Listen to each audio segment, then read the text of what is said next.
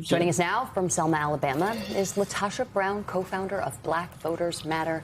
LaTosha, thank you so much for joining us this morning. I want to actually start where we left off with Minority Whip Clark with the John Lewis Voting Rights Advancement Act. You know, the erosion of these rights did not happen overnight. It has not happened in a vacuum. And Democrats had the opportunity, a narrow one, but they did have the opportunity in 2021 and 2022 when they held all levers of power to pass this act. And they ultimately didn't. Why have Democrats missed opportunities to shore up the rights of black voters? Is it a lack of prioritizing them? Has it been a lack of political will? I mean, how did we get here? So I'll say this. One, I am very familiar with that because I, along with my colleague and co-founder Cliff Albright, we were arrested on multiple times for protesting around this, right? And so, in fact, many of us felt like that was the opportunity to pass the John Lewis Voter Advancement Act. That it was critical because we could see this. Those of us who lived in the South saw voter suppression go on and on. We kept seeing like incrementalism that went first the gutting of Section 5, and now we're looking at Section 2. You know, and so I think it's really important for us to understand, though, that this has to go outside of the partisan context, though. We cannot let the Republicans off the hook because really this is about a power grab in this moment. This is about disenfranchising black voters in the South to pick up seats. You know, this is not about parity or fairness. When we're looking at Louisiana is a state that 1/3 of the population are black people, are African Americans, and there's only one congressional district that is competitive. When you look at Alabama, 1/4 of the population of the state of Alabama, and it's growing, are African Americans. So this is really about representation. And even the framing of this, I think we have to understand that this has to come outside of the frame of just the Republican or Democratic districts. We have a Supreme Court that has essentially said that parties are over people, that it is okay to create districts to give equity based on the issues and the differences in parties, but not people.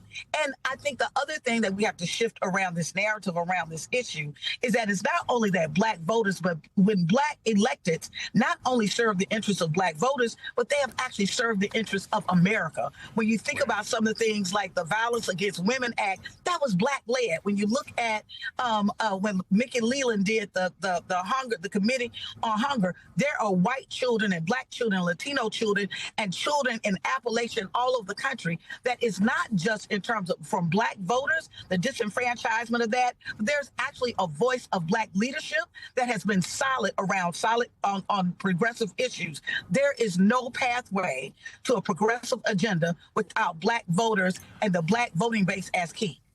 LaTosha, you have been ringing this alarm, and I know because we've been talking about this for a very long time, you and I. I remember you and Cliff and a lot of other people saying to Democrats, Republicans, Independents, literally anyone who had ears and power in Washington, D.C., what was happening in the South. And now a lot of them seem surprised. You know what I mean? The Congresswoman said, you know, she didn't expect that this was going to happen so soon.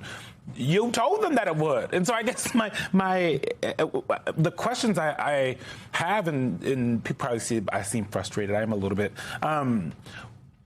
Politicians always ask, especially black voters, to do more, vote more. Right. You have to vote past this thing. And every single time they are seeing, even when they do show up, that the promises made, that their vote is going to be protected, that they're going to be able to feed their families, that they're going to be able to keep the black men out of jail for BS stuff, that thing is going to happen, and it doesn't.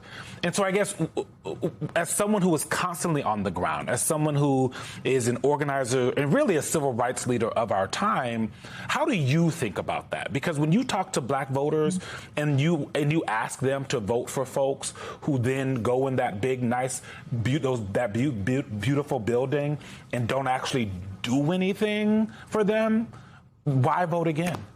Why do it again? Listen, I think really around voting. I think voting is never, and I think we have to shift the frame. Voting in this country, we shouldn't think about voting around who the candidate is. We should think about voting around how we empower people, that there's the power of choice and agency.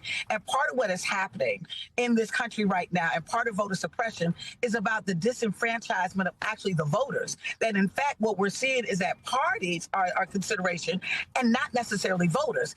In addition to that, not only, I'm the first to say I'm extremely frustrated that we're here, but we're here now. And I think we're going to have to really think about major electoral reforms. We're going to have to consider things like proportional representation, which Attorney Lana Guinier talked about, that we've got to make sure that we have the John Lewis Voter Advancement Act. But that in itself is not enough. We're going to have to look at court reform. We have a Supreme Court that quite frankly has been corrupted and captured. Here's a Supreme Court that on the Alabama decision that they just made this week, 2 years ago, this same exact court made a decision and said that the state of Alabama, based on the population, had to draw a second district.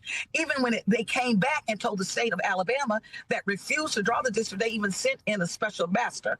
So what has changed in 2 years that this same exact Supreme Court is now going against its own ruling? It has been captured and corrupted.